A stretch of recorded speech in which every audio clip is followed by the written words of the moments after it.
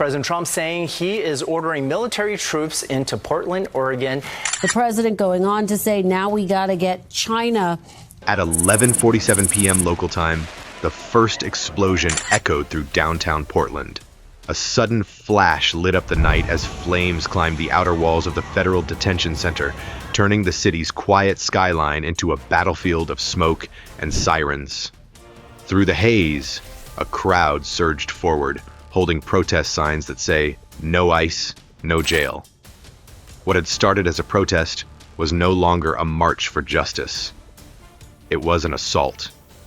CCTV footage, later verified by federal investigators, showed masked figures hurling firebombs at the steel gates, while others rammed the entrance with stolen construction vehicles.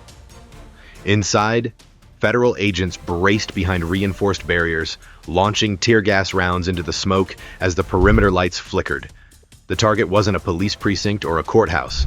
It was the heart of federal enforcement in Oregon, the ICE detention facility itself. By dawn, Washington had classified the incident as a potential act of domestic terrorism. What began as a local protest had crossed a line no one expected, drawing national outrage and immediate attention from the White House. If you want to uncover how this single night spiraled into a national crisis, subscribe to Military Power, where we decode the stories behind America's most intense moments of conflict and control. The rally began under the soft glow of street lamps, crowds gathering in front of the city square of Portland to protest the expulsion policies of U.S. immigration and customs enforcement. Chants echoed over amplified speakers, banners reading "End the Cages" and "No More Trails" rose beside acoustic guitars and youthful voices. In daylight, the scene looked like another peaceful demonstration.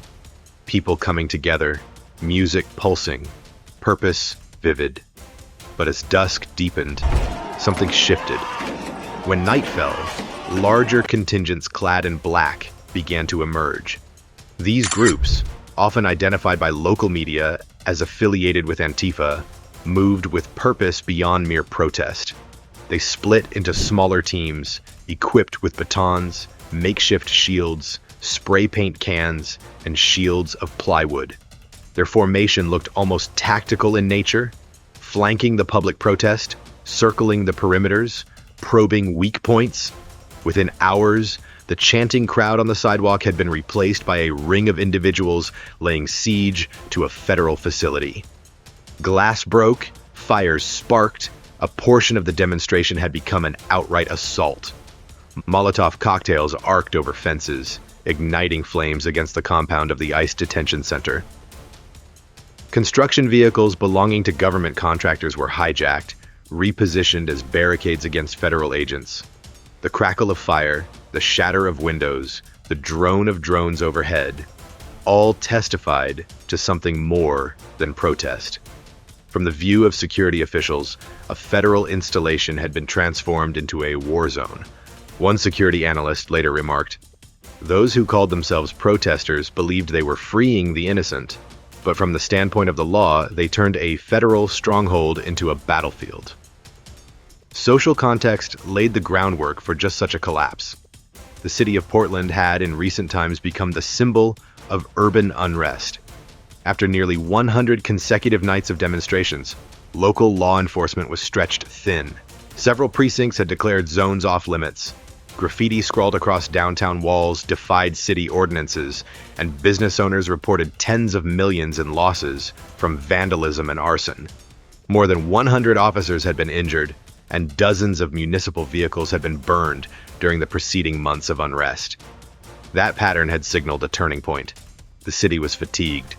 The civic fabric frayed. Then came the crucial inflection. A municipal directive effectively told local police to stand down in certain districts, a policy described as no intervention by critics. That moment became the catalyst. While protesters advanced, the line of defense behind them grew thinner. And so, the city, at its most vulnerable, handed the moment over to those willing to escalate. In effect, Portland ceased to be a stage for demonstration and became a laboratory for a new kind of urban conflict. From what began as a demonstration, the event morphed into something entirely different. Portland turned into a testbed for a novel paradigm, one where the rule of law was openly challenged, not in whispers but in broad daylight. The question that hovered above all: if a city permitted protest yet failed to enforce order, could it still claim to be governed? As midnight edged into the early hours, the scene at the federal detention compound in Portland shifted irrevocably. What had begun as a charged protest outside the U.S. Immigration and Customs Enforcement facility in the South Waterfront District was no longer confined to signs and chants. A wave of hundreds surged across the heavy-gauge fencing surrounding the facility, smashing cameras and bending steel barriers with a force that stunned onlookers. Surveillance footage later obtained by federal investigators confirms that masked figures, many dressed in black tactical gear, kicked through gates, while others lobbed incendiary devices inside the compound's perimeter. Inside those walls, federal agents found themselves scrambling for defensive positions. Tear gas canisters were fired, smoke rolled across concrete walkways, and agents donned respirators as they braced behind reinforced barriers. Still, those inside were forced to wait for authorization from higher command before launching a full counter-assault. During those crucial minutes, the compound's western flank was effectively under siege. Outside the fences, the crowd moved like a coordinated force, flashing lights, hacking in through mobility vehicles, commandeered from contractors, establishing makeshift barricades. Molotov cocktails arced over and burst against the building's outer wall. The hack-built shields and spray paint tagging signaled intent rather than impulse. Here lay the turning point: a demonstration metamorphosed into an organized assault. Security briefings later described the event as the moment when the protest line collapsed into urban battlefield. The night's travel log for Portland marked this as the fracture point, when diktats of civil expression collided with the calculus of federal enforcement. From the vantage of law enforcement planners, the attacks weren't spontaneous.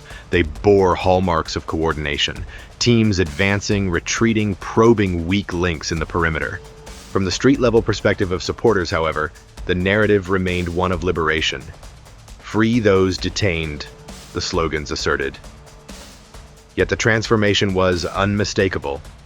A federal facility had become frontline terrain. Given the city's prior wear on its local resources and morale, this moment could not have been less well-timed. After nearly 100 nights of unrest, local law enforcement in Portland faced burnout and public ambivalence. Precincts once bold now watched from the sidelines as graffiti proliferated and business fronts shuttered. At dawn, the question hung over the smoldering perimeters like thick urban fog. When a jail is under siege, does the city still hold its power, or has authority shifted to whoever claims the ground? A terse and urgent memo landed on the desk of the Department of Homeland Security late in the evening of September 27th, 2025. The situation in Portland had crossed the threshold. Federal officials had been monitoring the escalating clashes around the Immigration and Customs Enforcement campus for weeks, but now the assessment was stark. Exceeded standard riot protocols. Within hours, the directive from the White House arrived.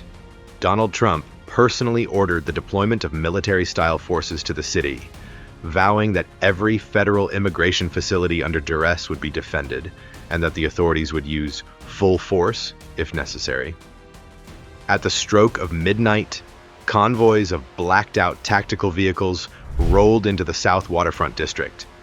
Soldiers in camouflaged gear dismounted under streetlights, the American flag on their shoulders barely visible through the haze of tear gas that lingered in the air.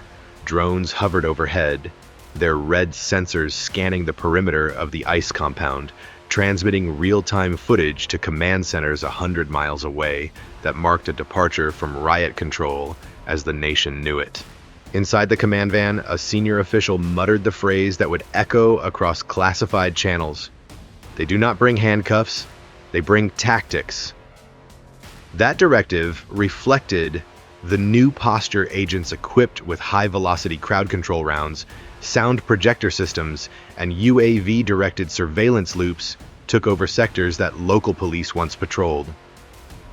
The sound drones emitted a low-frequency hum as they acquired targets. In some sectors, canisters of chemical irritant punctuated the night air. This was not a demonstration zone, it was an authorized battlefront. Streetlights flickered near the compound's outer wall as uniformed personnel established secure zones. Portable speakers blared warnings, "Disperse now, or you will be detained." They were backed by armored vehicles and rapid response teams advancing in wedges, scanning for hostile intent. In the murk of dawn, one image captured the new reality. A marine pattern uniform, knee-high boots planted in wet asphalt, the American flag reflecting the crimson glow of fires behind him. From that moment onward, the battle between law and lawlessness was no longer metaphorical. It was literal. Local officials scrambled. The mayor's office issued an evasive statement, but the lead had already shifted. Federal forces were no longer just supporting, they were commanding. The tide of authority had turned. For the protesters and militants assembled outside the fences, the challenge was unmistakable. Enter at your peril. For the federal government, the message was broadcast loud and clear. We will not relent. That message rang through the city's night like a shot across the bow. And with that shift, the experiment began. A city that once tolerated mass demonstrations suddenly found itself under direct federal command as the yellow street lamps and the imported armored lights pulsed across the waterfront. The question hung heavy in the air. Had Portland become the proving ground for a new era of domestic intervention? From that moment, the skewed balance between protest and power tipped decisively. The official calm of the evening masked a radical change in posture. The silent order had been given, and the countdown to decisive confrontation had begun. In the glow of day, Portland appeared unchanged. Cafes opened, cyclists wove through downtown lanes, work crews repaired broken windows. But when the sun dipped and the city lights flickered on, a starkly different reality emerged. As federal forces assembled at the detention facility perimeter, City Hall opted for resistance rather than cooperation. The mayor and the city council publicly rejected the intervention, declaring Portland a sanctuary city and insisting that local authority must remain paramount. The words echoed, "We will not permit federal militarization on our streets." This stance created an unmistakable rift in governance. On one side was the city leadership, seeking to maintain a compassionate image, to protect immigrants and protest rights. On the other side stood the federal apparatus, viewing the breakdown of order as a surrender of civic duty. The federal view held that local inaction had invited chaos and that the city's policies amounted to passive acquiescence to violence. Federal memos leaked to the press described Portland's refusal to engage as a soft capitulation in the face of organized disorder. Meanwhile, community groups applauded the city's defiance, seeing it as an act of local sovereignty. The split manifested daily. During daylight hours, life in Portland maintained a semblance of normality. Streetcars rolled, food trucks served lunch downtown, and business owners cleaned graffiti off storefronts. Yet as twilight spread, blocks once filled with commerce darkened and crowds gathered. The heart of the city shifted from a civic center into a staging ground. Protesters moved in, federal vehicles arrived, and barricades took shape. One resident described his commute home. "I passed a normal lunch rush, then later heard tear gas canisters near my building." The financial toll reflected the strain. According to city records, the Portland Police Bureau spent nearly $6.9 million in overtime covering June and July alone during protest activities. Separately, an agency report found that more than $6.2 million had been incurred in just 4 weeks of unrest, excluding damage and straight-time pay. These figures show a city pouring resources into containment while achieving limited arrests and even fewer convictions. In effect, the public safety machine was running in high gear, but producing little control. That night, after Night Pattern exposed a deeper question. When local leadership abstains from enforcing order, who fills the void? Was Portland voluntarily handing control to federal forces, or to the mob that refused the rules? Observers argued that the sanctuary policy and the city's refusal to invoke full enforcement had inadvertently signaled permissiveness. Officials in Washington took notice. As the detention facility came under siege, federal command assessed the local administration as having failed its basic function, to secure the rule of law. And so, the city stood divided. A leadership determined to defend progressive values contrasted sharply with a federal government determined to restore authority. Civic life by day masked a city that by night had become a test site for what happens when a city chooses idealism over enforcement. The crossroads were clear: either restore the balance of power or yield to uncontrolled escalation. Ultimately, the key question remained: how long can a city that champions freedom continue when the legal frameworks protecting that freedom are suspended or ignored? Even as the sirens quieted and smoke drifted into the early morning air, the economic carnage remained. Businesses that once thrived in the heart of downtown Portland began shutting their doors. The banking giant Wells Fargo announced it would exit its downtown facilities, citing deteriorating safety and a hollowed-out workforce in the region. Similarly, firms like Standard Insurance and hundreds of small retailers either relocated or quietly went into limbo. According to a recent property market report, vacancy in the city's central business district surged to 34.6%, the highest level ever recorded in Portland's history. Strolling through what used to be a bustling storefront corridor, one would now find rows of for lease signs blanketing once vibrant facades. Lunch hour foot traffic that once filled cafes and office lobbies was gone, replaced by emptiness, flickering streetlights, and a pervasive sense of abandonment. Local restaurateurs noted midweek business dropping sharply. One chef observed that weekday customers had dwindled to half of pre-crisis levels. The ripple effect of that decline extended beyond shuttered windows. When firms pull out and office towers empty, jobs vanish, service providers falter, and the city, tax base, shrinks. The economic downturn created fertile ground for extremist narratives to take shape. When employment dries up and hope recedes, resentment grows. And where resentment grows, radical actors find an entry point. In other words, an economy in free fall becomes a defense-weakening factor, not just a financial one. As the military power team has seen in other theaters, insurgencies flourish where infrastructure fails and authority withdraws. Portland's downtown, once hailed as a beacon of innovation and inclusive growth, was now functioning as a pressure cooker. The flight of business signaled something deeper than a recession. It marked a transfer of power. Territories once governed by commerce and civic routine were being claimed by subversive activity. The empty offices and darkened streets were not merely aesthetic decline, they were warning lights. For federal analysts monitoring urban stability, a 34.6% vacancy rate in the core district meant something far worse than market correction. It meant the city was losing its anchor in normalcy. Meanwhile, residents felt the loss. Many workers moved away or began working remotely permanently, thereby draining downtown of its lifeblood: daytime population, restaurant demand, public space energy. The uneven population density left large nighttime crowds in a shell of a city center that lacked the active oversight of day. Public safety resources, already stretched by months of unrest, were now also serving a hollowed-out cityscape. The compound effect was clear.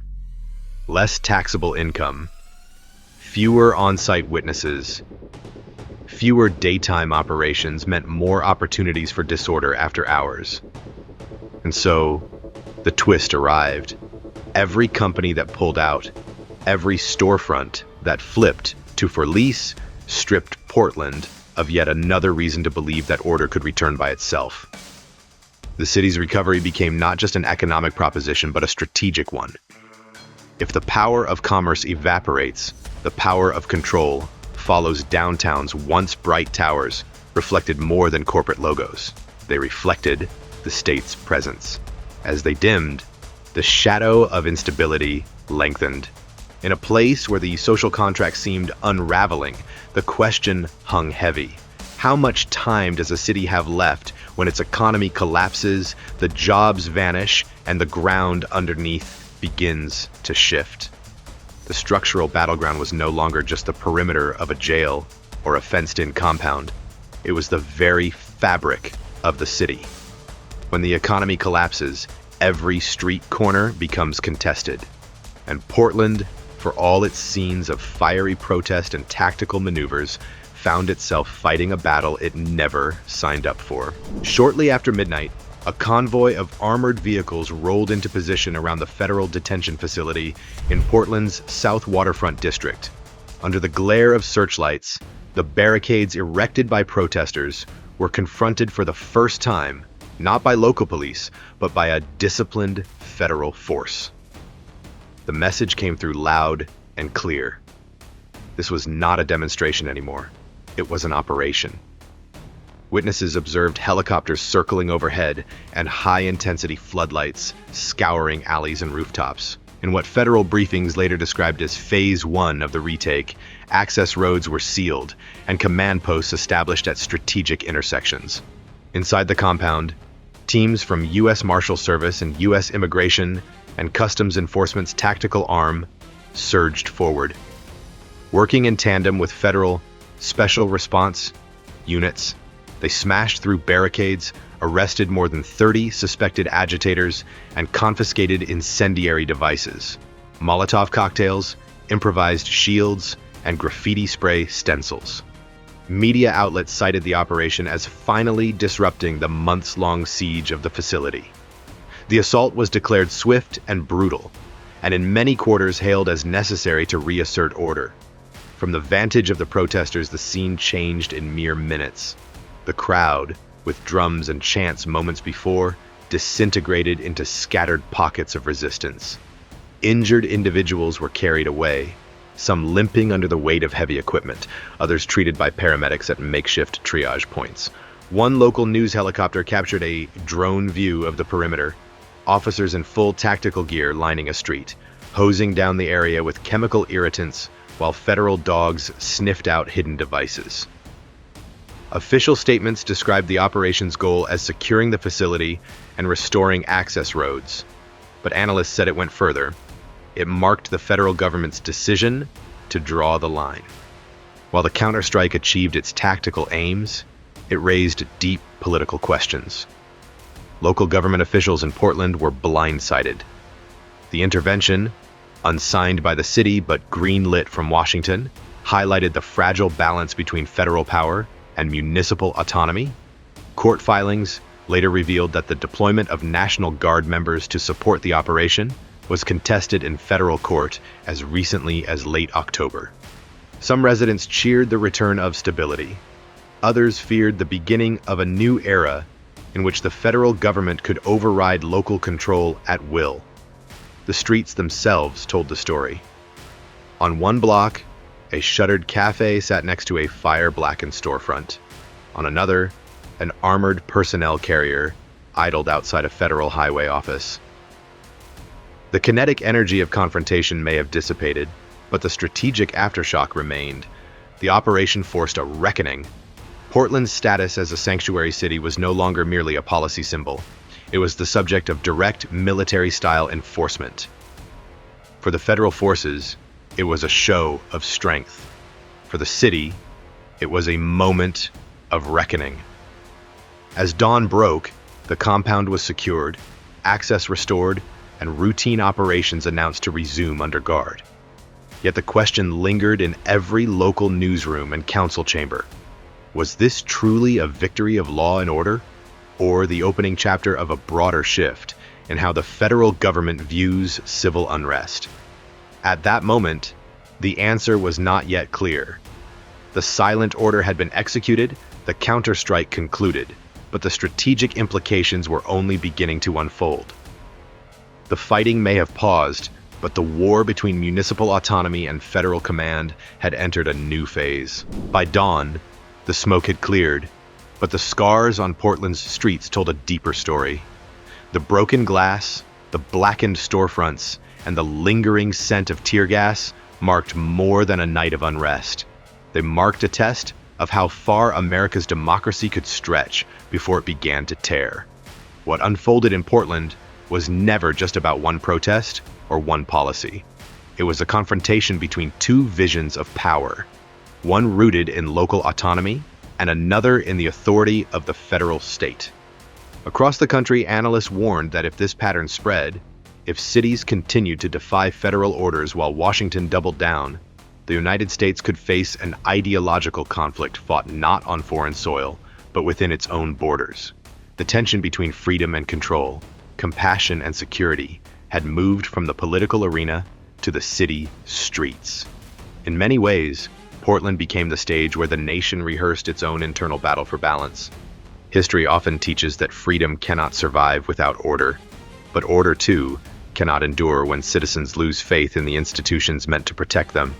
The Portland crisis, then, was not only about riots or arrests, it was about trust, sovereignty, and the shifting fault lines of American democracy. Don't forget to subscribe to Military Power, where we uncover the truths that headlines leave behind. See you next time.